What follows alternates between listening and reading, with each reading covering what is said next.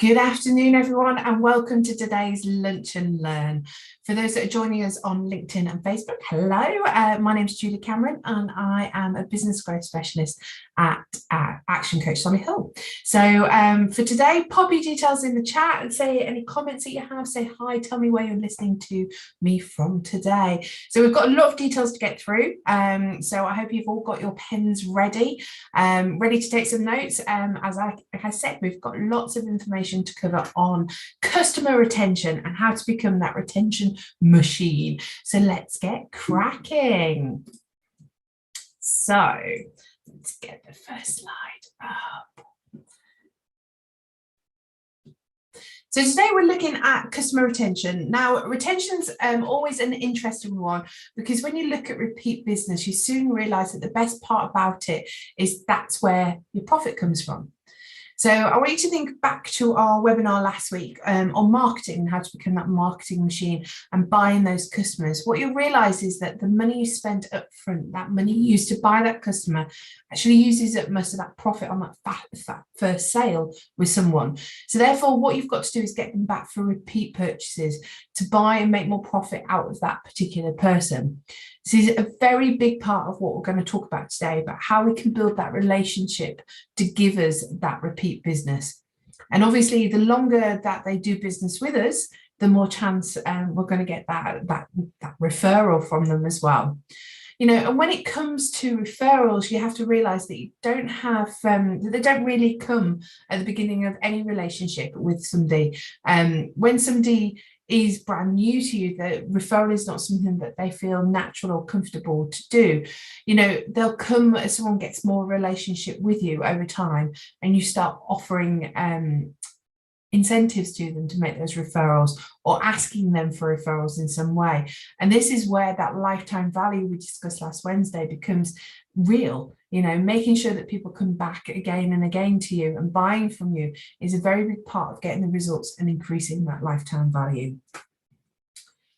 So getting the offers out there is one thing, but building relationships is so that you can get that repeat business is another thing. And we call that raving fans. What you have to think is really the one thing to send out marketing material, invite people back, but it's another thing that the customer feels compelled to come back because they actually do enjoy doing business with you. They enjoy the relationship. You know, they've built a good, solid relationship, and it doesn't mean that it has to be like a one-to-one relationship. It means that they enjoy doing business with you, with your company, with what you offer. And that goes really clearly on to, so when we look at customers' needs and wants, one thing that we often happens is that customer will have, you know, a want, okay? You know, in other words, they will say, I want this, okay? But if you want to keep that customer long term, sometimes you've got to sell them something other than what they believe they want. Sometimes you've got to look at their needs and sell to their needs, you know, not just what they want. And this will help our goal to build that long-term relationship. And usually the way that it works is that we sell if they want, you know, and we sell them what they want, we discover what they want, and we sell them what they want, but we actually sell them what they need, okay? So how it usually works is that we sell them what they want, what they know they want, but in most cases, it's actually what they need is what we sell them to them. Let me give you an example. You know, a friend of mine went to buy a new car. Okay, he got told by the car salesperson that you're better off waiting for 6 months as there's a new model coming out. So if you wait that 6 months, the car that you're wanting will fall into another category, and then you'll be better off to get it at that time. So in other words, going to save more money, it's going to be in a better position. So he waited, you know, and bought it in 6 months' time. But as a result of that, he had a much better customer relationship, you know, that's built into a long-term relationship. So sometimes if you just go in for the kill on that first sale, sometimes it doesn't help you long-term with what you're doing.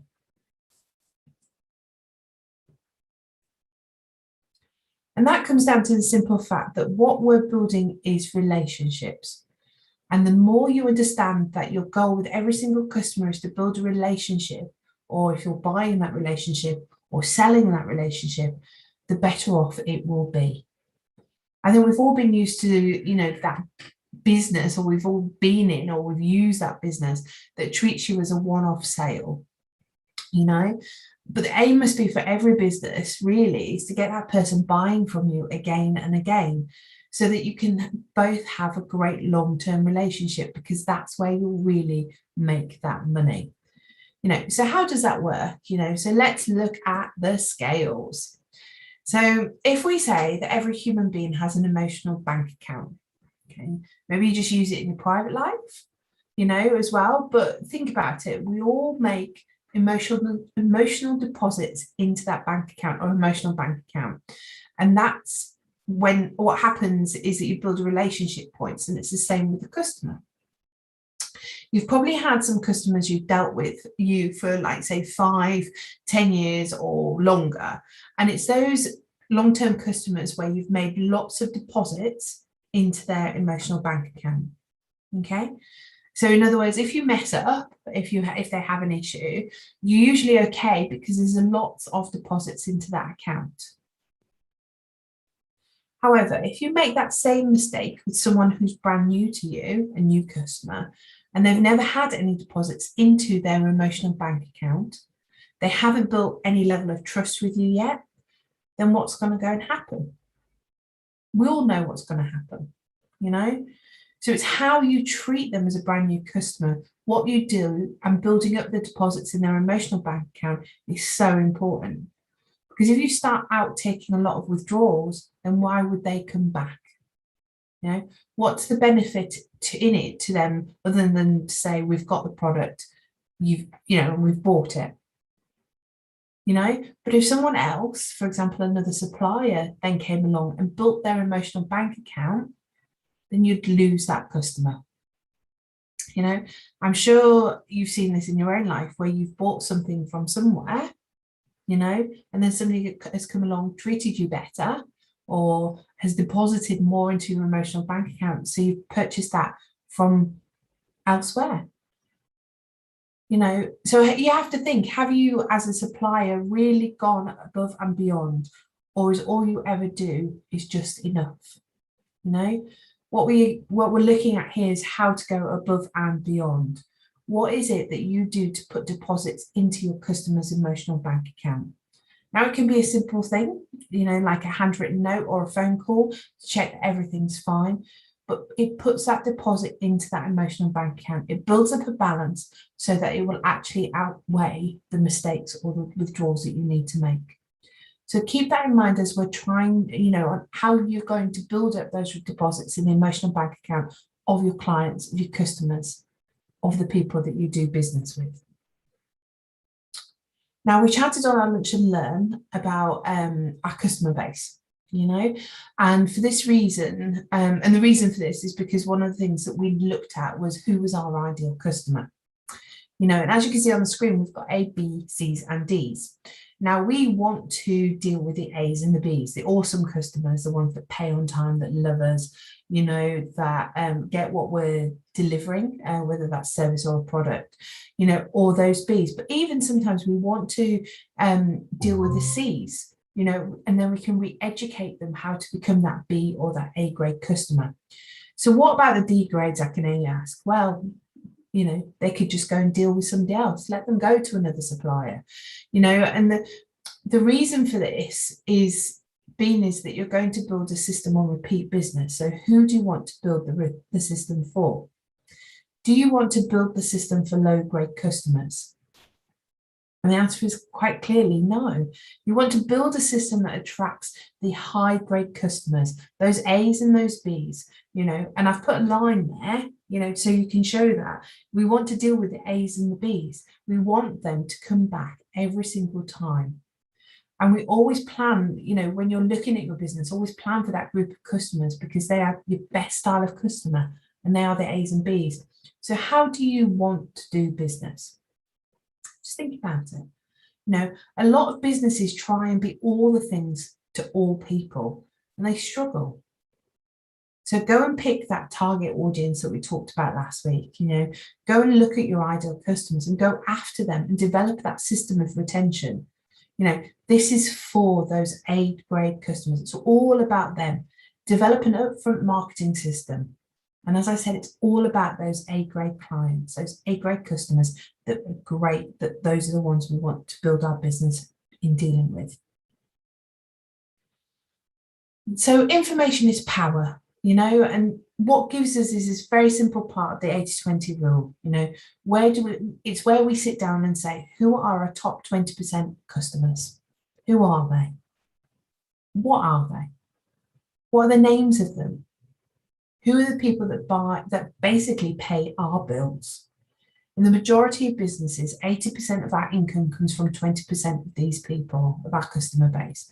And it'll be the same for you. It could be 80% of your profit comes from them, but it might be 80% of your revenue as well. But knowing that and having the information allows us to plan for long-term strategies. And if you're unsure about that, pop back and re-listen to our webinar from last week, and where we discussed it in more detail. Who are your top 20%?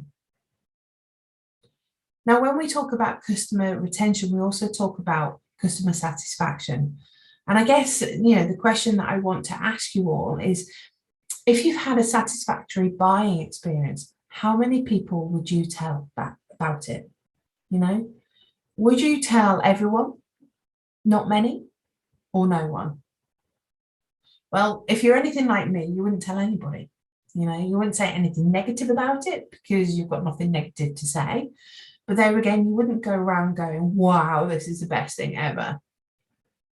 So what you need to look at is, what level of delight do you as your business have around your buying experience? So think about when you buy things. How often do you sit down and say, that is fantastic? We've had a great buying experience here. So let's think about, classic example is when we look at a restaurant. If you go in and you have a bad meal, you'll tell everybody. If you go in and the meal is okay, the service is all right, there's nothing wrong with it, you don't tell anybody. But if you go into that restaurant, the meal's great, the service is great, and you're having a really good time, guess what you do? You tell everybody. So in your business, are you aiming for satisfied customers, or are you aiming for delighted customers? And that leads on to that question, so what things are you doing in your business to delight your customers? It doesn't have to cost money. It doesn't have to be free giveaways.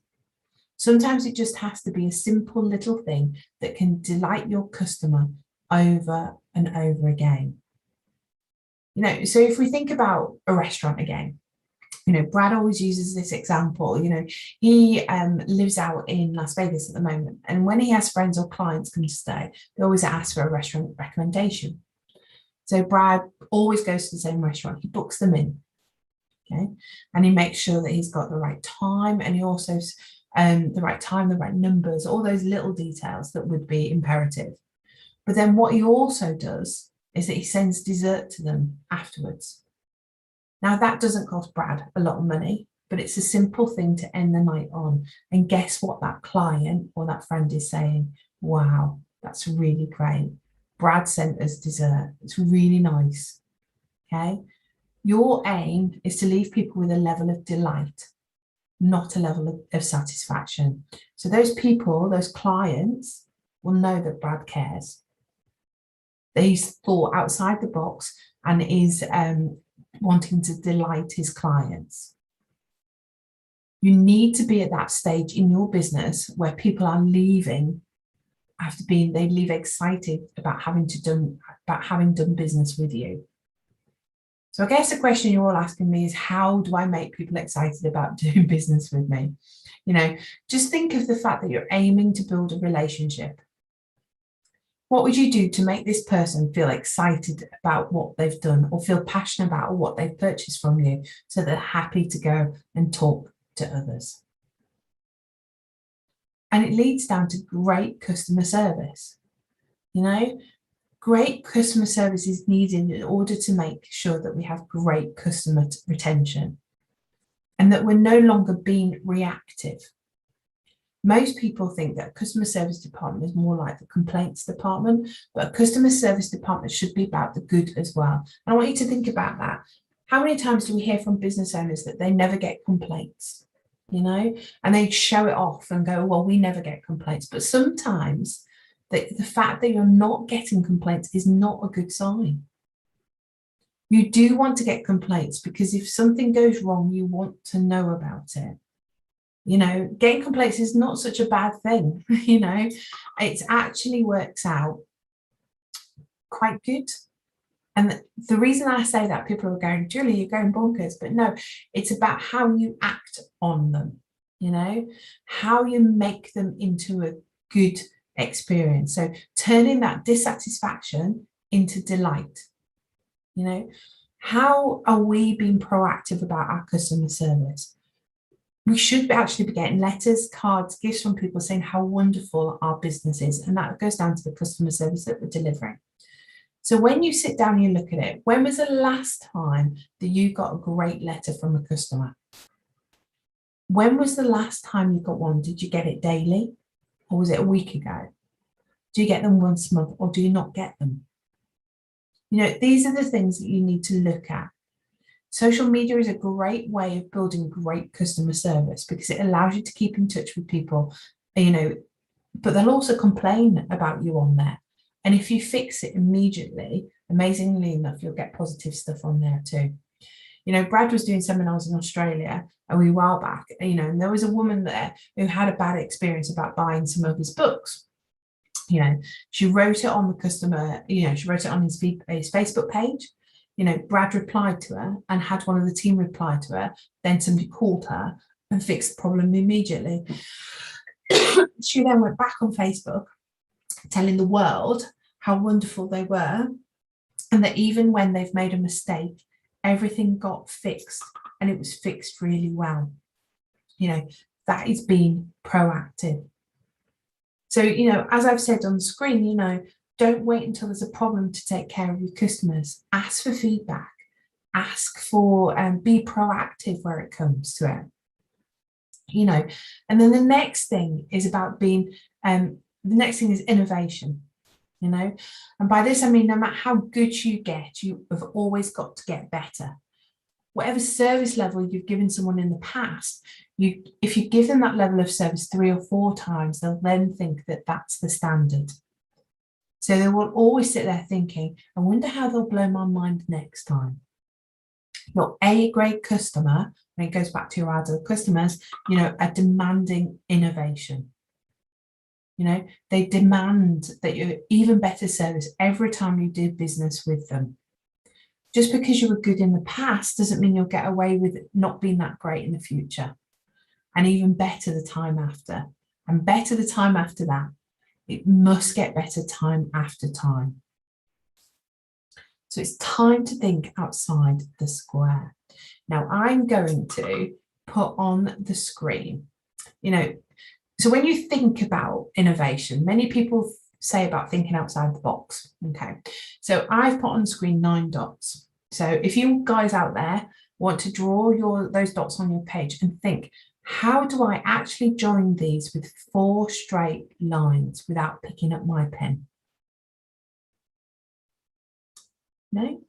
So if you want to pause the lunch and learn there, because I'm going to give you the answer in a second. But you know, okay, I'll give it to you. And it's really simple. And it's really key. You've got to actually go outside the box. So stop thinking the way your industry has always thought. Okay. There's an old story, and I think actually it was Jim Rohn that used it first. And he used to tell the story about the woman that cut the ends off her roast, you know, and every time she cooked a roast dinner, she'd cut the ends off, you know. So finally you said to them, why do you cut the ends off your roast? And she said, well, my mother always did that, you know. And so then when you ask a mother, why did you do it? And she said, well, my mother always used to do that. So finally, when we've asked, you know, her, we find out that the reason that she used to do it is because she only had a small pan and she couldn't fit the whole things in. So sometimes in our industries, we do things the way that we've always done it because that's the way we've always done it.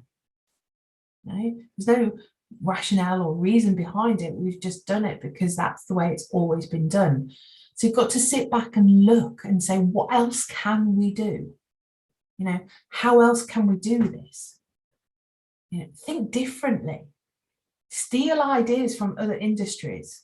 You know, look at other industries and how they're doing great customer service, or they've got great retention strategies. You know, because when we keep innovating, we keep getting our A-grade customers to not just be delighted, but ecstatic. You know, they're not just satisfied, they're ecstatic and delighted, and they want to come back and use us over again.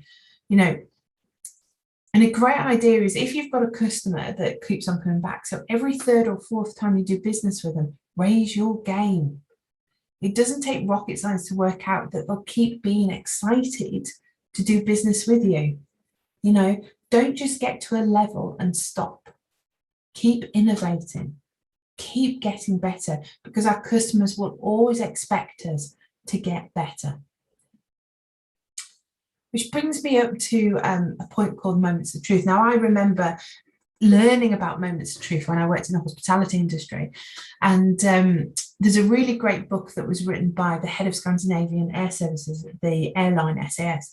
And it was a book called Moments of Truth, you know, and he talked about the airline industry and his industry in particular having 19 moments of truth.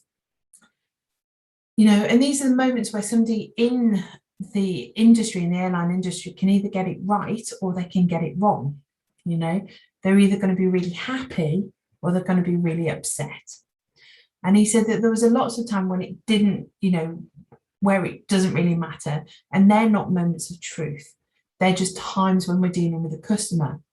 But for him, simple things like check-in was a moment of truth. So, you know, think about your business. You know, what are a moment of truth within your business where it's time to really, you know, where it really counts to impress with your customer service. You know, and another one for airlines is baggage collection. You know, it's a moment of truth. It shows how good your company is. You know, one of the best stories that he told in his book was when someone opens up a fold down tray, you know, on the airline, you know, where you have a meal. You know, we all look at that tray and, you know, if there's a stain on it, you know, whether it's a coffee ring stain or there's food, you know, what will people think? You know, they'll think that if you don't care about that, then how good are you at taking care of, say, the tires on a plane or the engine? You know, how good or bad are the engine going to be? It's the little things that people look at that can determine what they think and believe how good other things are. You know, so when you think about the moments of truth, what are they in your business and how many do we have? How many are you even aware of? No? So let's think about why people leave us.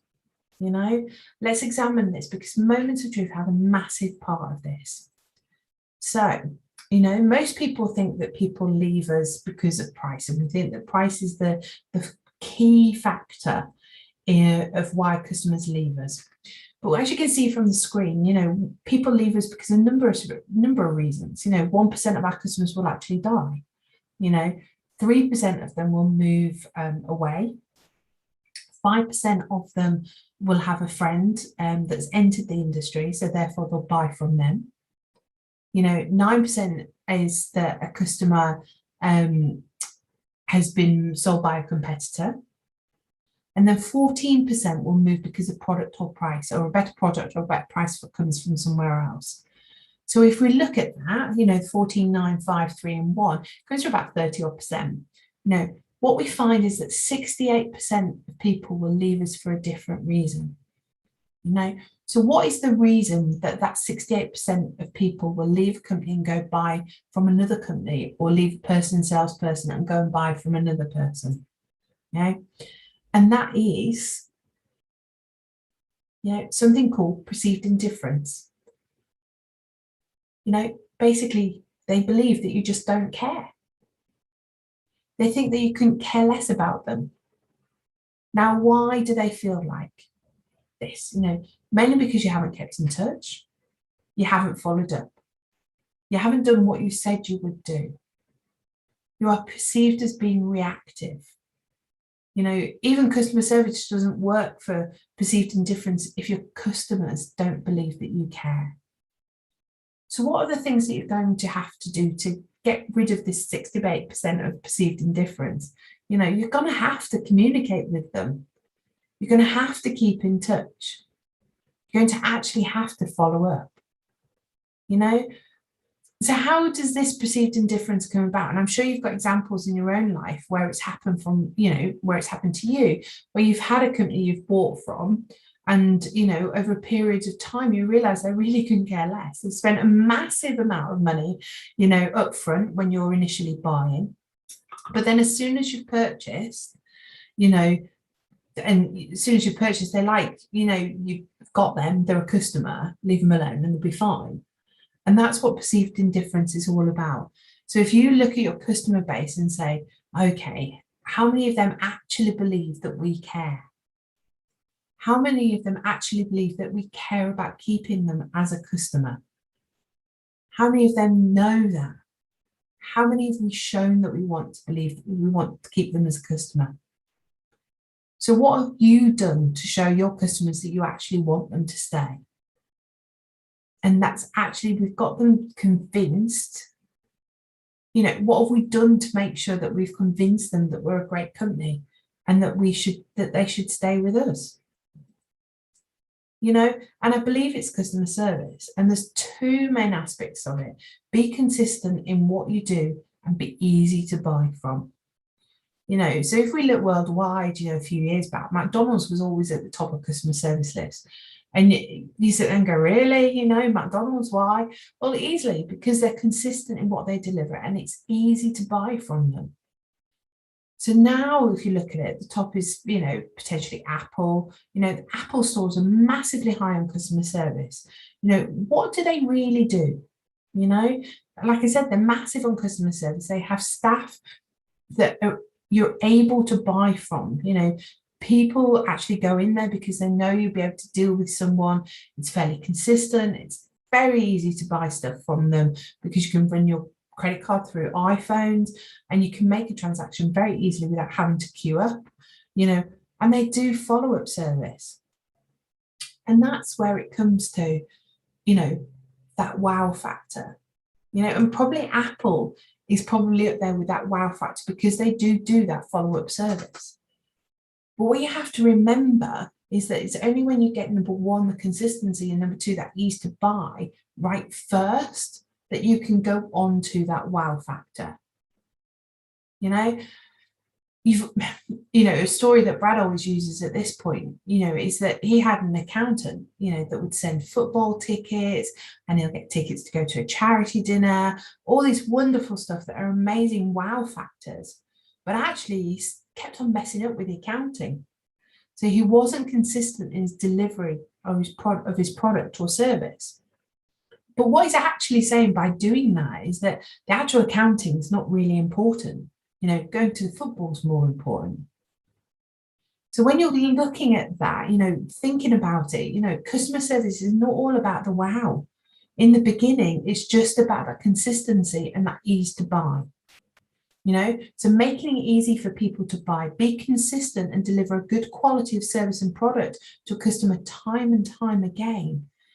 You'll be way ahead of the majority of the audience. Then worry about the wow factor, or as we call it, those critical non-essentials.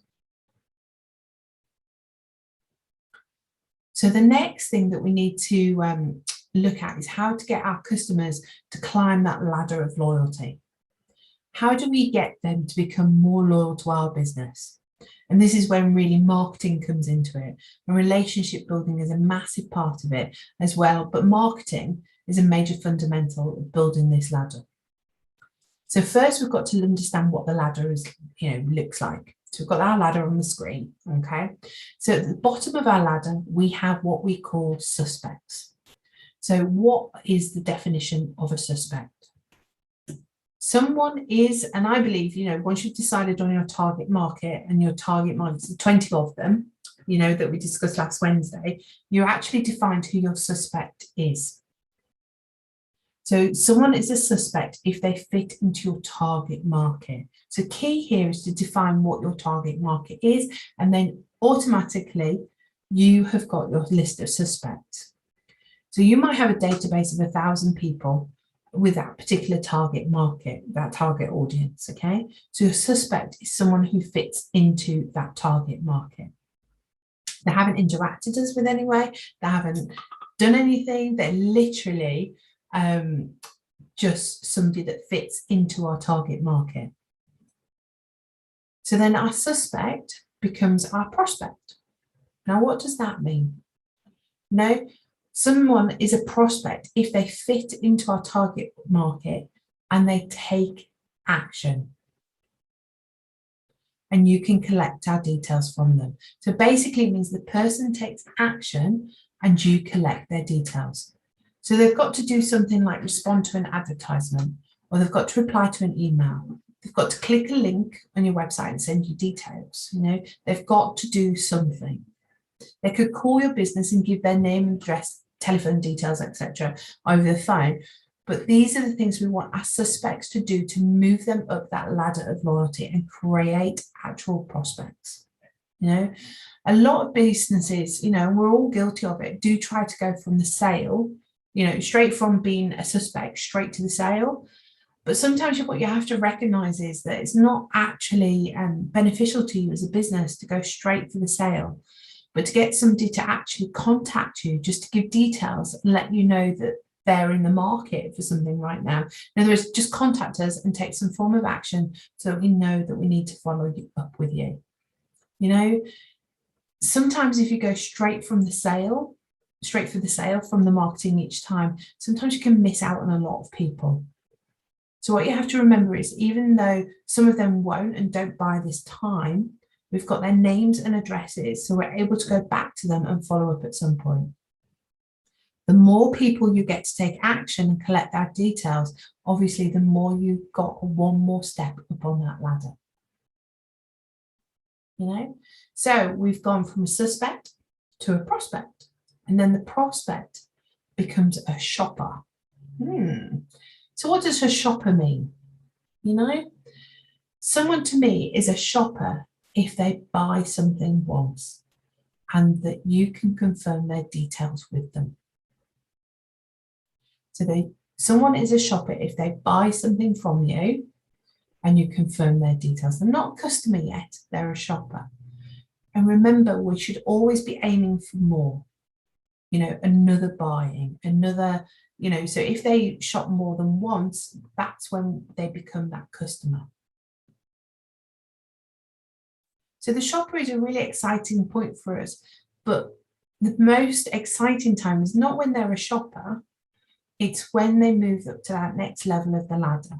And that's when they become an actual customer. Now, the difference between the shopper, you know, like I said, you know, what's the difference? You know, I'm sure you've pretty guessed it. You know, someone is a shopper if they buy, if someone is a customer, if they buy a second time. Because here's the stats, and the statistics show that when a person has bought from you twice, they're 10 times more likely to come back again than somebody who's only bought from you once. Okay, so I'll say that again. If somebody buys from you twice, they are 10 times more likely to come back again than somebody who's only bought from you once. So I've been to buy from you one time. There's a chance I'll come back and buy from you again. But if I bought from you twice, the chance of me coming back is now tenfold. So how much work do we want to get, you know, how much work do we want to put in to make somebody make that second purchase, you know? So for example, if somebody's been to a restaurant once, what effort do we want to go to get them in a second time? You want to get, you know, you want a massive effort to get them in a second time, because, you know, if you get them in that second time, you're building a bit of a habit. You're also building a bit of a relationship, you know? So now that they've come in that second time, they're now actually a customer. They feel more like they belong. They know where the bathroom is already. They know where to look for things. They know what's on that menu. They might even have a favorite drink or favorite dish on the menu. They know where that second time purchase builds such a great level of relationship, and as well as such a high level of loyalty from that customer. So your energy and effort as a business needs to go into getting that second sale. What marketing are you doing? Are you sending a thank you note to that first time customer? Where's the offer for them to come back and buy that second time? What is it that you can do to create that second time purchase? So if you went to your database right now, how many people do you have in your database that purchased once and never came back again? What offer are you willing to make to those people to get them to come back and make that second time purchase? How much energy and effort are you willing to put in to get them back that second time? Considering especially that this gives you 10 times more chance of getting them back again. I would put the energy and effort into looking at what it's going to take to get that customer back. Even if you have to make them a great deal to get them build that second purchase and get excited about that second purchase, this is what you need to put the energy, effort, and time to make sure that that's what's going on in your business. So, there we've got a ladder of loyalty. So that suspect has become a prospect. That prospect has become a shopper. That shopper has become a customer. And then what we want to do is make them a member. Now, this doesn't mean that you have to have a membership program, but it's a name we give to the level of the ladder where they become a member in their mind. And if they're now, I believe you should be putting together a members kit for customers that purchase from you twice. It's almost like you do a VIP card or a VIP program of some sort, because what we do want people to do at this point of time, we want them to feel like they belong. So sit down and think, what sort of thing would go into my members kit? Start by thinking what kits, what sort of things have been in the members kits that you've received. You could receive a members card, or you could receive an information leaflet, booklet, telling you everything the customer does. You might you might receive information and introductions of all the staff in the company. There's all manner of different things that will make you feel like a member. They'll make you feel like you belong to that company, that business. It could be a sticker, it could be a keyring, could be a locker at the gym. Sometimes you also have to think people often pay to become a member. So equally, when you think about your business, you don't have to give it away for free. Perfect example of a member program is a client that Brad had, and he was the owner of a coffee shop, and he used to have big coffee mugs, okay, and he would print people's names on it, and their coffee mug would be used. So when they came in, they said they were a member, they got their coffee, the coffee that they bought was placed into the mug that had their name on, and it was automatically upgraded to the size of the mug. So if they ordered a small, they would get a large in their big coffee mug. After they've used it, the coffee mug would be washed, and it would then be hung back on the back wall in their slot on the spot on the wall. So as to become a member of that coffee shop, you could either buy a membership, or it could be given to you if you ate there enough, or if you had enough coffee there. So those are the three options. So think about it in your business. How are you going to make people feel like they belong to your business? Every business can create some form of membership-based program. Every business can create something that really gives the customer that feeling of belonging. And that's what I want really you to feel about today. So here we go. Suspect becomes a prospect. We're getting used to this one. Prospect becomes a shopper becomes a customer. A customer, once they feel belong, that they feel like they belong, they become members. And if they feel like they get a member, now that some of your members can now move up to what we call the level on the ladder that we call an advocate. And we've come to that point where we're really enjoying having them as customers, and they're really enjoying being customers of our business. They like us, we like them. They're spending good money with us. we're doing good service for them. They buy off us regularly, fairly regularly, and they keep coming back. But what is an advocate? Now, an advocate is someone that they tell others about you. Okay, so they tell everyone about you. These are the people that make your job worthwhile because they're telling other people about you. They'll post stuff about you on their Twitter or Facebook. They'll mention it to their friends. They'll put photos of them being there. They'll check in on social media. They'll pin photos on their Pinterest. Social media is just one part of this. You'll see, and I'm going to use Harley Davidson as an example here. People, when they're an advocate, they're wearing their t-shirt, but Harley Davidson is, how many brands can boast out there that the customers that they have will tattoo their logo on themselves? There's not many brands out there that you can actually say that that's going to happen. And let's look at Apple at this. Apple is one of the best at building relationships with the customer. So customers become the best advocates for them. If you sit down and start, to examine what it is that they can do, actually creates an advocate, because it's one thing to actually give great service and to be proactive and to think outside the box and do all of that sort of stuff. But it's on a whole other thing to build a relationship where a customer becomes an advocate. So what level of relationship do you need with this person between the company and them before they'll become an advocate? Do you think that they'll just become an advocate after their first purchase? Well, no.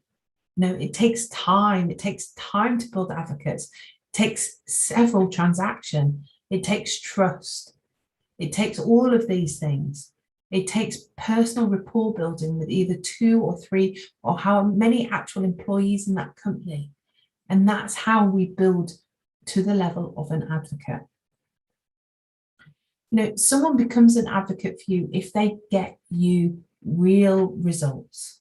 Someone becomes an advocate for you if they get real results even, and one of the biggest things that I've found that in building an advocate is when you get real results for them as a customer. Real results could be that if you're a dentist and you do a really good job on their teeth and their friends tell them how wonderful they look, or if the same thing for a hairdresser, that sort of thing. So in other words, you've done their hair for them and they've gone away, their friends are saying how amazing their hair looks, that's when that person becomes an advocate for you. What do real results look like in your business? How does it work? So for example, again, not to quote Brad again, but he uses a guy that decorates his house for Christmas and for Halloween. Brad puts pictures of this, he's happy, the guy gets great results for him. For example, for Halloween, the kids love the Halloween decorations. It scares the kids. So Brad puts his details on social media and the guy gets great results because then he's in a street full of 10 people. They're seeing what this guy's doing to Brad's house, so therefore they're wanting this guy to come and do the same job over at their house. All of a sudden, Brad is an advocate for him. And that's what we want in our business. But fundamentally, when we look at it, our prospects, our suspects have gone to prospects, our prospects to shoppers, shoppers to a customer, customer to a member to an advocate. And then, and that's when they're actually out there actively helping us grow our business. They're telling people about us. Ultimately, what we want to create is what I call a raving fan. I love raving fans, so what do I mean about them? If you're an advocate, you tell people about you if you're asked to, or if a situation comes up, whereas a raving fan is entirely different. A raving fan uses the word love about your business. And this is really what it's about, creating that level of love from a person about your business. And someone is basically a raving fan if they do your selling for you.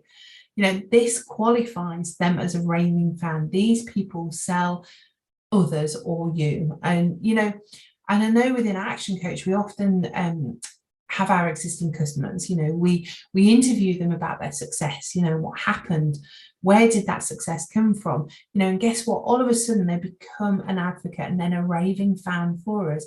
Because if we interview them, we do that video of them telling the world about how great our business is, and all of a sudden they're a raving fan, they're doing the selling for us. We've had clients turn up at seminars even, and they start telling people that are our clients, like, you really should be a coaching client. Why are you with Action Coach? What are you doing? Where are you going to? And this is the raving fan mentality. And that's ultimately what we want to do. So if you think about it, I want you to sit down and really think about in your business, how are you going to get those raving fans that sell your business for you organically, so you don't have to do anything for them? And fundamentally, someone becomes a raving fan for you if you give them position and rewards, and I believe people move to that raving fan if you do that. You have to give them a reward for doing this. You have to give them some sort of maybe referral offer. It doesn't have to be a commission. So it could be a gift or something that I get by becoming a raving fan of you. And the other is position. And when I was, doing preparation for this webinar, and I was thinking, what is that? Well, actually, think BNI at this point, for those that have heard about it. So if you give someone, say, for example, the position of president in the chapter, all of a sudden that person becomes a raving fan, because here we are recruiting other businesses and other people for somebody else's business. By giving people a position, a title, or some form of strategy whereby they become a partner or an alliance or a director or something of this nature, we are being a raving fan. And it doesn't have to be something spectacular, and that's what's key here.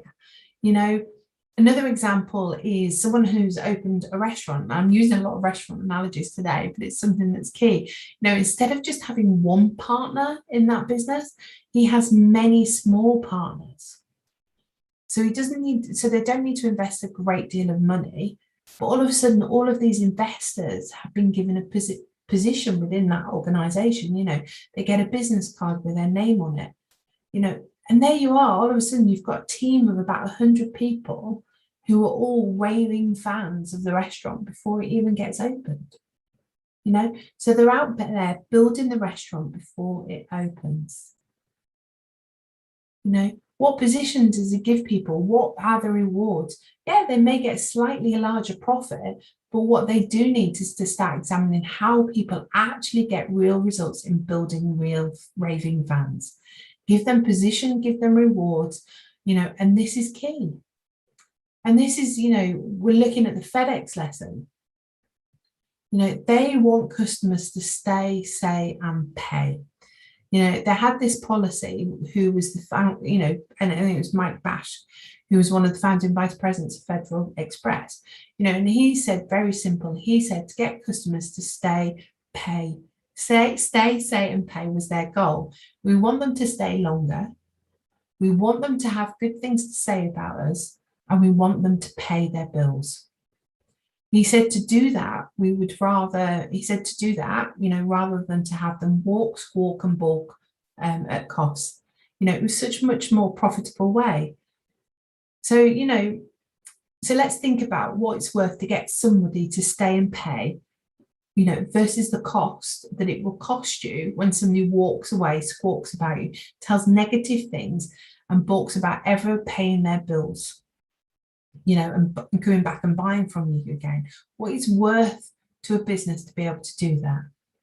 How much energy and effort should we put into doing that? Now, what if every customer on your customer base, you could get them to stay, stay, for one more transaction or one more month or one more year, whatever it might be in your business. What would it be worth to your business to get them to stay right now? But on top of that, what would it be worth to your business if they could refer someone else? What would that be worth to you? So if you could get referrals from every single one of them, how much is it actually going to be worth to your business to get referrals at that level? And this is where a lot of people really struggle, because our customers sit there, but we're not sure we'll get referrals from them, and the fact is that when they're raving fans, we will get those referrals. You need to think about what is it worth to them to build the referrals in it, what's worth in the relationship and customer service to build that stuff into what we're already doing. And to me, that's a very big part of how we actually grow a business, because if we don't get them to stay saying hi, guess what? They'll squawk and walk. Well, if we get them moving down the positive road, otherwise they'll go down that negative road. And how, very simply put, we won't add value to them, to our business, by spending a lot of money. And we don't have to add value by doing things that cost a lot, cost us a fortune. Remember, I suppose, what we need to think is that people will pay a lot of money for service, for extra service, but it doesn't have to cost us a lot for extra service. It's the simple things that give you great service. For example, it's those things that actually move the business to the next phase. It moves the customer relationship to the next level. The service level that you give is a very powerful part of making sure that people will stay, and that people do stay, and that people do pay. So what level of service would your A-grade customers want? And what level, if you compare your level of service to some of the best places in the world, what would it be? How could you upgrade your service levels to suit? And that doesn't have to cost a lot. And it's the most important thing that people need to realize: you can add value without adding cost by doing great service retention and machine marketing. And I know we mentioned, a lot of this machine marketing last week on our Lunch and Learn, but I want you to remind you of a few things. What we're looking at, all of this, is customer loyalty, and it's about building that customer service and loyalty strategies to increase the number of transactions. We're not going to do this for the sake of doing it. We're doing it because we want great results. We're doing it because we want to increase that average value sale. What we're looking at is to boost those numbers by doing these things. It's not just done for the sake of it. We're not just doing great customer service just to win an award for great customer service. We're doing it because it will bring in more money, more revenue, more average sale to the business. So don't design strategies just for the sake of doing it. Design strategies that actually get real results for you, that actually bring in more sales and more repeat transactions with your customers. The next two things: what is your current lifetime value, and what is your potential lifetime value of your customers? You want to set a goal in mind. What is your potential lifetime value? People often say their entire lifetime, but let's be realistic. People move. People don't live in an area for maybe that long. So look at what is the goal, or the approximate goal you want to get to that potential lifetime value. And a major part of getting great retention is your database. You need to invest in a great quality database. Look at what is a great database for your style of business. The more information you have on a customer, the better. And social media, I've mentioned already today, but I think it's important for us to really sit down and look at how much we're doing to keep in touch with our existing customers. What are we going to do to build those relationships? It's great to have a blog, and it's great to have a newsletter or an e-newsletter, but social media today allows us to do this in an entirely new way. We really get to invest our time, energy, and effort into doing it, as well as money in a lot of cases. So thank you so much for joining me today. What I want you to remember is that retention means repeat business, and repeat business equals better profitability and more referrals. Okay, so if you have any questions, then please do reach out to us. Pop a question in the chat box. I'd be more than happy to answer them as this webinar finishes. So on Wednesday, just to give you all a heads up, we'll be joined by Aaron Charner of Investment Watch UK, where we will be discovering all about his business journey so far. So it's a good one. So come and join us then. Take care. Fab to have you on today, and I look forward to welcoming you all back with us on Wednesday.